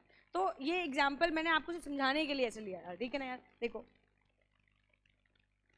I promise to pay B rupees 500 on D's death, provided D leaves me enough pay that sum. Death होना सर्टेन है, तो मैंने कहा कि I promise to pay certain sum of money on D's death. तो डी का death होना certain है, मैं तुम्हें पे करेगी. लेकिन आगे कंडीशन लगा दी ना कि अगर वो सर्टेन सम ऑफ मनी छोड़ के जाएगा तब करेगी ना. अब ये चीज तो मे और मे नॉट बी हैपन. तो invalid promissory note as promise is dependent on these living behind money खजाना. तो ये क्या हो गया? वैलिड नहीं हुआ. अगर एग्जाम में आएगा तो कर लोगे यार, समझ जाओगे. आपसे पूछेंगे बताओ ये 4 प्रॉमिसरी नोट कौन सा वैलिड है कौन सा इनवैलिड, तो कर लोगे. Good boy. अगला इसेंशियल फीचर क्या? Good boy. Interpretation baby, interpretation. Interpretation के नियम क्या थे? मैंने बॉय कहा तो बॉय इंक्लूड्स गर्ल्स ऑल्सो. मैंने बच्चा कहा तुम लोग ये क्या नहीं, बच्ची क्यों नहीं कहते हो यार? बच्चा इंक्लूड्स कर लेते हो ना तुम लोग यार, तो फिर ऐसे इंक्लूड कर लो यार. नहीं, ये नियम है सच्ची. आप लॉ में देखो ना, जितनी भी चीजें होती है ही और हिज के फेवर में लिखी होती है. तो क्या सी नहीं होता क्या वहां पे? या हर नहीं होता है? होता है. तो इंटरप्रिटेशन के नियम है. एक एक्ट है जनरल क्लॉजेज एक्ट. जब जनरल क्लॉजेज एक्ट को पढ़ोगे तो उसमें लिखा हुआ है कि किसी, अगर मान लो कोई सिंगुलर लिखा हुआ है तो क्या प्लूरल को इंक्लूड नहीं करेगा? करेगा. और अगर हिज के फेवर में लिखा है तो हर को भी इंक्लूड करेगा, जहाँ पे स्पेसिफिकली किसी ना लिखा हो तो, है ना. आ जाओ. खैर छोटे बच्चे, तुमसे कितनी बातें की जाए यार. A promissory note must be sign by the maker. हे भगवान, बता चुके हो यार, आगे बढ़ो यार. Otherwise it is incomplete. बिल्कुल सही बात है यार. अगर मैं साइन नहीं करूंगी, मैंने तुम्हें पेमेंट करनी है और मैंने साइन नहीं किया, अपनी अंडरटेकिंग एक्सेप्ट नहीं करी, तो फिर ये रिस्पेक्ट में तो वो वैलिड नहीं होएगा. Promise to pay money only, मैं बता चुकी हूँ यार. Negotiable instrument always payable in money, only money. I promise to pay B rupees 500 and to deliver to him a black horse on 1st January next. It is not valid a promise. No, the promiser needs to deliver its black horse, which is not a money. तो promise to pay certain sum. Certain sum का मतलब क्या होता है यार? 500, 5000. एक clear and definite होना चाहिए. I promise to pay B 500 and all other sums which shall be due to him. अच्छा, यहाँ पे ना एक चीज और बता दूं यार. यहाँ पे कभी कभी ऐसा होता है कि मैंने प्रॉमिसरी नोट में लिखा 500, लेकिन अगर मैंने नीचे लिखा है कि उस पर 12% का इंटरेस्ट भी अक्रू हो रहा है अगर आप डिफॉल्ट करते हो तो 500 प्लस 1200 का इंटरेस्ट होएगा. अच्छा, 12% का इंटरेस्ट 500 पे वो डेफिनेट है ना, तो वो भी होएगा. लेकिन अगर कहा कि 500 और जितना राइज हुआ तो ये तो इनवैलिड है. बट अगला देखो, इतना इंस्टीट्यूट हमारा इतना अच्छा है ना, but sometimes the language of promissory note is such that the amount payable can easily ascertain. कि मैं तुम्हें प्रॉमिस करता हूँ कि मैं तुम्हें 20,000 रुपये दूंगा और अगर डिफॉल्ट और डिले होता है तो मैं उस पर 12% का इंटरेस्ट भी दूंगा. तो ये तो असर्टेन है ना. आप 12% का इंटरेस्ट कैलकुलेट कर सकते हो. तो ये सिंपल, समझा क्या? I promise to pay B rupees 500 along with the simple interest at the rate of 12%. तो कॉमन सेंस से पहले से क्या है, मनी असर्टेन है. अगर मनी असर्टेन है तो ये वैलिड है. बट अगर मनी असर्टेन नहीं, जैसे ऊपर वाले में लिख रखा है या जितना भी सम अराइज हुआ, अभी कितना सम अराइज हुआ जय नहीं पता ना, तो जय वैलिड नहीं है, जय वैलिड है. समझा क्या? सो तो नहीं रहे हो ना, जग रहे हो, अभी पूछेगा. The maker and payee must be certain definite and different person. ऐसा हो सकता है क्या? मेकर अलग हो सकता है. मेकर मतलब कौन? नेपाल वाले भैया, गाजीपुर वाले भैया. प्रॉमिसरी नोट में मेकर कौन? कोई नहीं बोलेगा. मेकर कौन? वेरी नाइस, बहुत बढ़िया. और ड्रॉर कौन? वाह, वेरी नाइस, वाहियात आदमी. ड्रॉर सेलर होएगा. मेकर तुम हो तो ड्रॉर भी तो तुम ही होगे ना. पे ही कौन होएगा? हाँ सही बता रहा, आपको सही बता रहा है, लड़की हो यार. पे ही कौन होएगा? सेलर होएगा. पे ही तो सेलर ही होएगा. पेयर कौन होएगा? बहुत बढ़िया, वेरी नाइस. अच्छा, ये जो पे ही है, क्या ये पे ही बदल सकता है? सोच समझ के बोलना. पे ही बदल सकता है? यस, बदल सकता है. समझा क्या? A promissory note cannot be made payable to the bearer. Only the Reserve Bank of India or central government can make the issue of promissory note payable to bearer.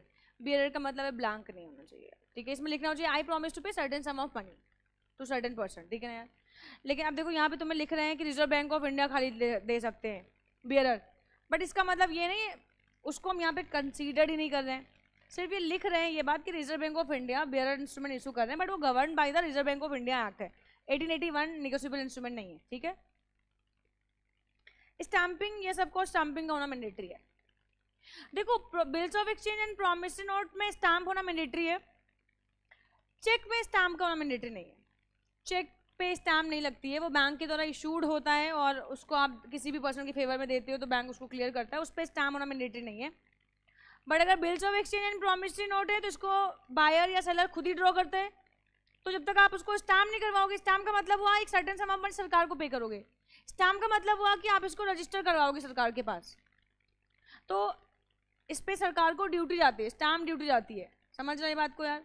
तभी इसको रजिस्टर करते हैं और तभी इसका इफेक्ट आता है, otherwise इसका इफेक्ट नहीं आएगा. समझता बात को?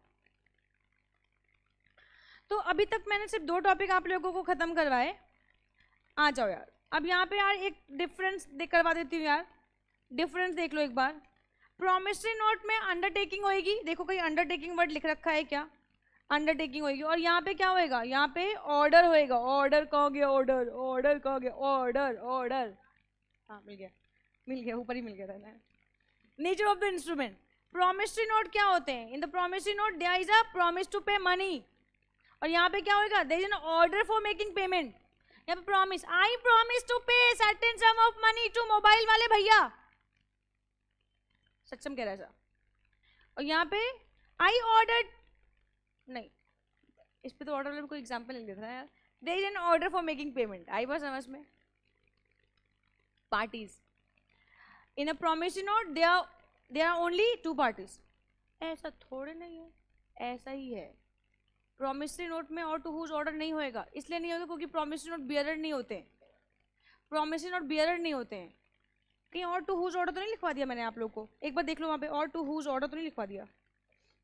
और to whose order, order, order, order लिखवा दिया क्या?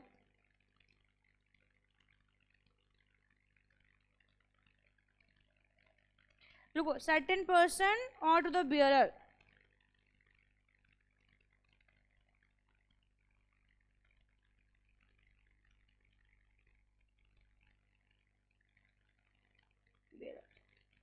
ये लाइन लिख लो यार इस पे यार. तो देखो, ये प्रोविजन में यहाँ लिखा है और to the bearer of the instrument, but फिर यहाँ पे लिखा हुआ है बट आगे प्रोविजन लिखा हुआ है कि कैन नॉट इशू बियरर. तो इन दोनों में हार्मोनियस कंस्ट्रक्शन मेंटेन करेंगे. एक रूल होता है लॉ पढ़ने का, तो लॉ पढ़ने का रूल होता है कि जब एक प्रोविजन लिखा हो कुछ और दूसरा प्रोविजन उसको ओवर रूल कर रहा हो, तो बैलेंस बनाओ और बैलेंस बना के जो कॉमन मीनिंग है वो निकाल लो। तो कॉमन मीनिंग ये है कि promise but promise note can not issue bearer, तो हमेशा जिसके नाम पे आप इशू करोगे उसी को पेमेंट होगी। समझा क्या? पक्का रहेगा क्लियर आप लोगों को यार? मैंने यहाँ पे गलती से बता दिया हॉट टू हुज ऑर्डर, तो ध्यान रखना इस बात को यार, ठीक है? ये बात मुझे वहीं लिखवानी चाहिए थी, मैंने नहीं लिखवाई। टू पार्टीज नेमली, जरा सुनो इस शब्द का मतलब क्या है। नेमली, जब नेमली वर्ड लिखा ना और उसके आगे तो जो चीज़ लिख दी, 2 3 4 5 6 10 जितना लिख दिया, सिर्फ वही होगा, उसके अलावा कुछ नहीं होगा। तो यहाँ पे देखो, वहाँ पे मैंने आपको वहाँ पे लिखा हुआ है कि प्रोमिसरी नोट को हम बियरर भी इशू करेंगे, है ना, और टू बियरर। फिर यहाँ पे लिखा है कि अभी अभी मैंने बताया था आपको कि प्रोमिसरी नोट को हम बियरर इशू नहीं कर सकते। अभी बताया था मैंने आप लोग को कि प्रोमिसरी नोट को हम बियरर इशू नहीं कर सकते, प्रोमिसरी नोट को हम बियरर इशू नहीं कर सकते, प्रोमिसरी नोट को हम बियरर इशू नहीं कर सकते। तो अगर बियरर इशू नहीं कर सकते तो फिर यहाँ पे सिर्फ और सिर्फ कितने पार्टी होंगे? 2 पार्टी। इसलिए वर्ड का यूज क्या है? नेमली।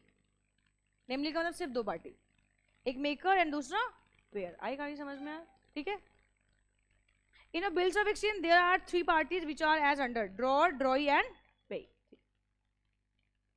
Acceptance, the promissory note does not require any acceptance, क्योंकि ये तो वही लिख रहा होता है जिसको एक्सेप्टेंस देनी होती है, जिसको ऑब्लिगेशन लेने होते हैं। तो साइन कर दिया, बात खत्म हो गई। मैंने आपसे कहा था ना साइन, यहाँ पे साइन हो गई तो बात खत्म।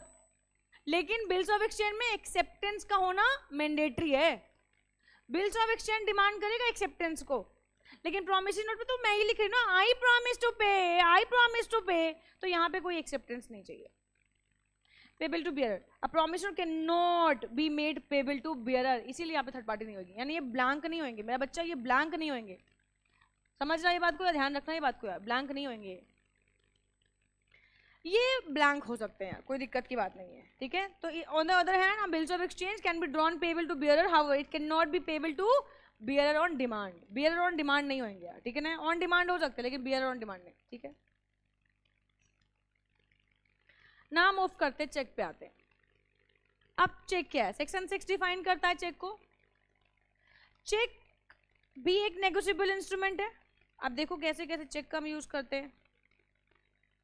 सेलर बायर का एग्जाम्पल ले लूं, कई एग्जाम्पल ले सकते, कोई दिक्कत की बात नहीं है ना। सेलर बायर, तो सेलर ने मान लो इनको कुछ गुड्स बेचे और या सर्विसेज भी कर लो यार, है ना, वरना आप लोगों के दिमाग में सिर्फ गुड्स ही आता है, सर्विसेज आती नहीं है। तो सेलर ने बायर को गुड्स या सर्विसेज दी, उसके बदले में बायर ने एक चेक इशू कर दिया। अब चेक एक नेगोशिएबल इंस्ट्रूमेंट है।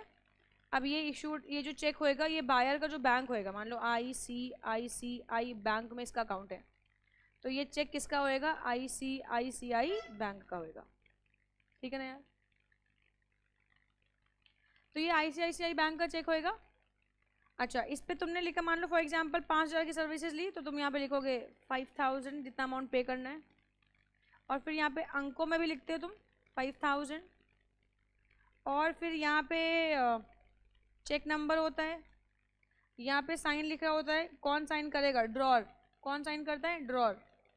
तो यहाँ पे ड्रॉर कौन होएगा? बायर ही माल परचेज कर, बायर तो ड्रॉर होएगा। तो यहाँ पे क्या हो गए? बायर के साइन, मतलब अब तुम लोग ऐसे याद मत करना है, जिसको पेमेंट करनी हो उसके साइन होंगे। पेयर लिख दूँ मैं, पेयर लिख दूँ तो पेयर के साइन हो गए यहाँ पे। ड्रॉर, पेयर, ड्रॉर, समझ रहा है ये बात को? अच्छा, और मैंने ये दे दिया किसको? सेलर को। अच्छा, अब यहाँ पे ड्रॉई कौन? देखो ड्रॉर कौन हो गया? ड्रॉई कौन हो गया?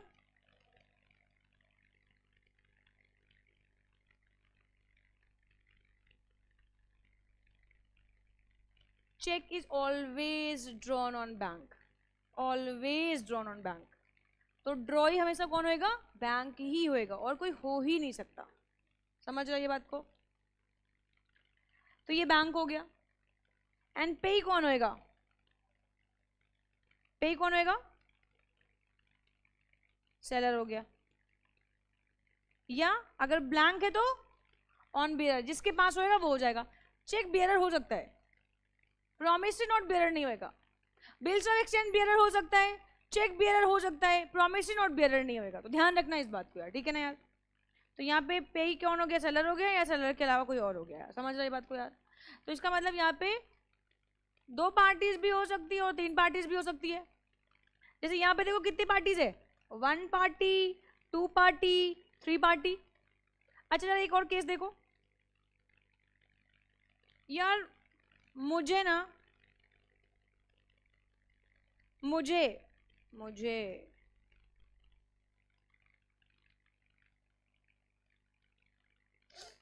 राखी को अपने बैंक से 5,000 रुपये निकालने, तो मेरा बैंक है, तो ड्रॉर कौन हो गया? मैंने चेक लिखा तो ड्रॉर मैं हो गई, ड्रॉई कौन हो गया? ड्रॉर, ड्रॉई, समझा क्या? पे कौन हुआ? अगेन ड्रॉर, है ना, तो मैं ही हो गई। दो लोगों के बीच में ड्रॉर एंड, मतलब मैं ड्रॉर एंड बैंक ड्रॉई, और पेमेंट किसको हुई? मुझे ही हुई, क्योंकि मैं अपने बैंक से खुद पैसा निकालने के लिए गई। 2 पार्टीज भी हो सकते हो और 3 भी हो सकते। प्रॉमिसरी नोट में 2 पार्टीज, बिल्स ऑफ एक्सचेंज में 2 भी हो सकते, 3 भी हो सकते, चेक में 2 भी हो सकते और 3 भी हो सकते, मतलब प्रैक्टिकली समझो इसको आप। A check is a bills of exchange drawn on a specified banker and not expressed to be payable otherwise than on demand. अच्छा ये एक डिमांड इंस्ट्रूमेंट होता है। डिमांड इंस्ट्रूमेंट क्यों होता है? देखो ऑर्डर का मतलब जो ऑर्डर कंटेन करे कि इनके कहने पे इनको पेमेंट करनी है, बियरर मतलब ब्लैंक, एंड डिमांड का मतलब जब प्रेजेंट करोगे तब पेमेंट होगी। डिमांड का मतलब जब प्रेजेंट करोगे, जब पेमेंट की डिमांड करोगे तब पेमेंट होगी। मान लो फॉर एग्जाम्पल मैंने एक चेक मिस्टर एक्स को दे दी, अब अगर मिस्टर एक्स बैंक के पास जाके पेमेंट की डिमांड नहीं करेंगे तो क्या उन्हें पेमेंट होएगी? नहीं होएगी, समझ रहे हैं? तो इसीलिए मिस्टर एक्स का उस बैंक के पास ले जाके पेमेंट का डिमांड करना मैंडेटरी है, और अगर पेमेंट की डिमांड नहीं हुई तो चेक का पेमेंट नहीं होएगा। बोलो कहानी समझ में आती क्या? पक्का पक्का। A check is a bills of exchange drawn on a specified banker यानी ड्रॉई and not expressed to be payable otherwise than on demand, तो ये हमेशा डिमांड पे ही पेमेंट होएगा। And it includes the electronic image of truncated cheque and cheque in the electronic form. अगर कोई electronic form of check है तो उसको भी हम यहाँ पे इंक्लूड करेंगे। बोलो कहानी समझ में आई क्या?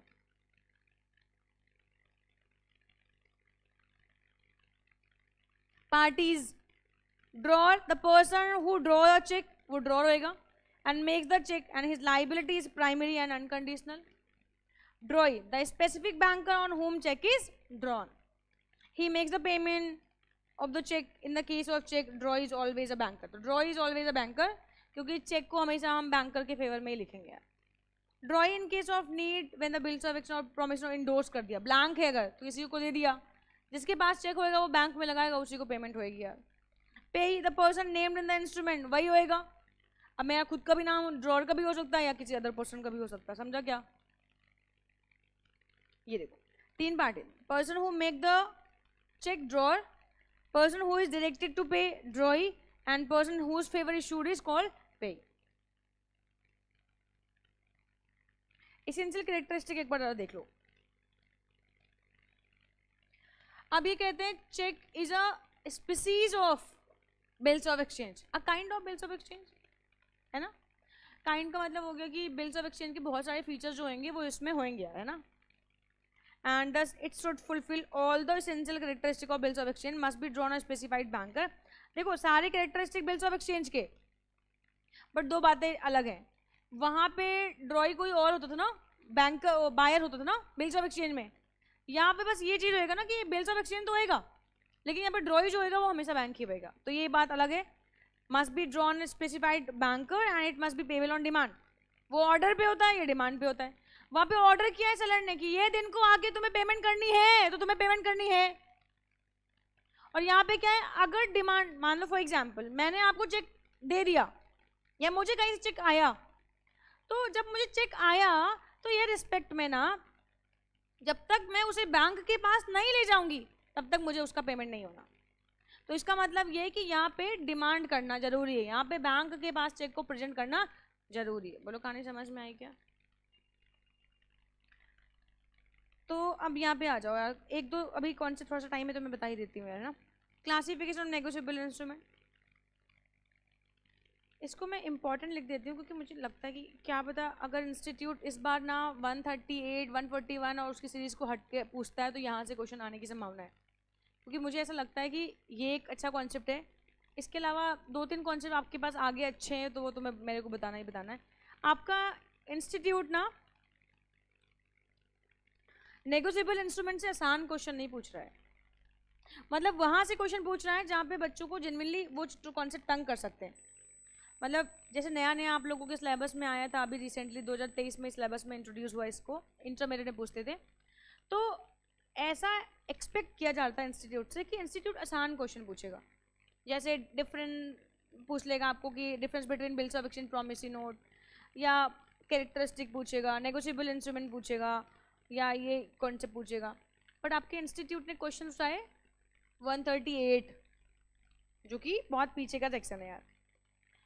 प्रेजेंटमेंट के नियम पूछ लिए, प्रेजेंटमेंट के नियम पूछ लिए, मतलब तो क्वेश्चन देख के, जैसे आप लोग तो बच्चे हो, क्वेश्चन देख के इस बात की संभावना जताई जा सकती है कि इंस्टीट्यूट यहाँ से हल्के क्वेश्चन नहीं पूछेगा, मतलब नंबर तो देगा आपको, तो 10% रिजल्ट उसने ऐसे कर रखा है क्योंकि आगे में तो अभी इंटरेस्ट है 2 क्लास में, पता है तुम्हारा कितना इंटरेस्ट रह जाए यार, है ना, और आगे की प्रोविजन थोड़े से टफ भी हो जाते हैं, और तुम्हारा इंस्टीट्यूट वहाँ से क्वेश्चन पूछ रहा है। मतलब एक्सपेक्टेशन सारी फैकल्टीज की थी कि बच्चों के एग्जाम में पहली बार आया तो आसान पूछेंगे, बट बढ़िया क्वेश्चन पूछ रहे हैं ना, तो तैयार करके जाना वैसे ही।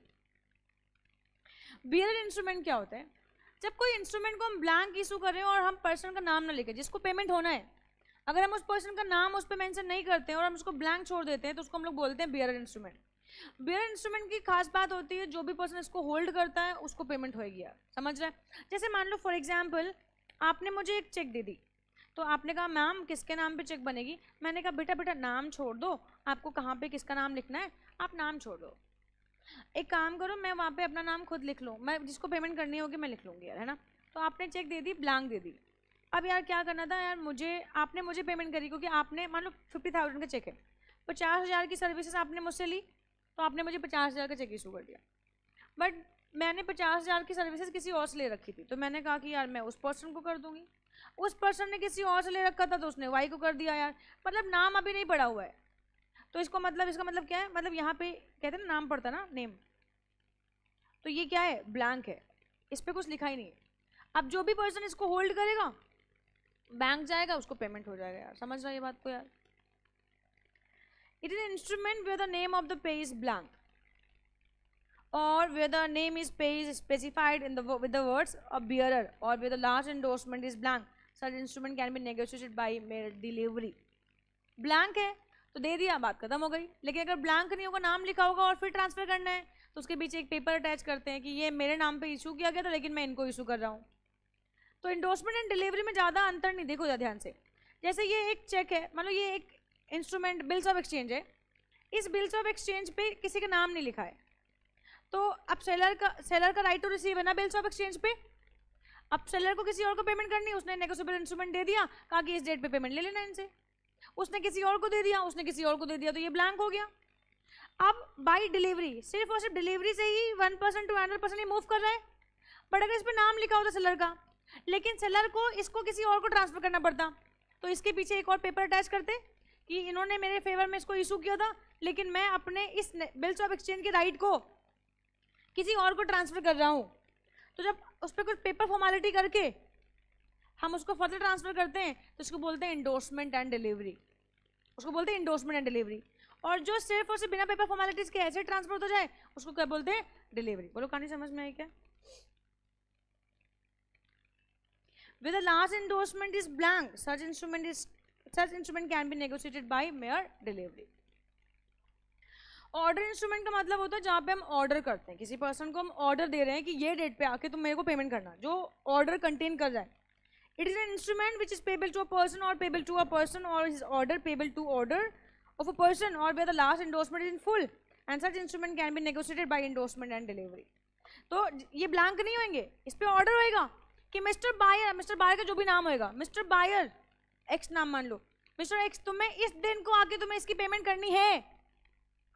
अब अगर इसको ट्रांसफर करना है तो तुम्हारे को क्या करना पड़ेगा, ऑर्डर वालों को नाम ही लिखना पड़ेगा यार। आई कहानी समझ में? आप नाम लिखे तभी करोगे यार, ठीक है।